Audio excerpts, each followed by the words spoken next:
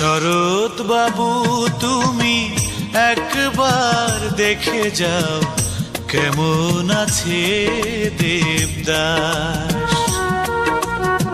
শরৎ বাবু তুমি একবার দেখে যাও কেমন আছে দেবদাস।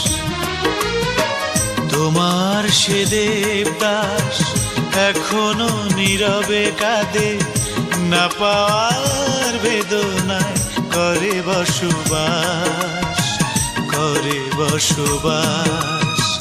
শরৎ বাবু তুমি একবার দেখে যাও কেমন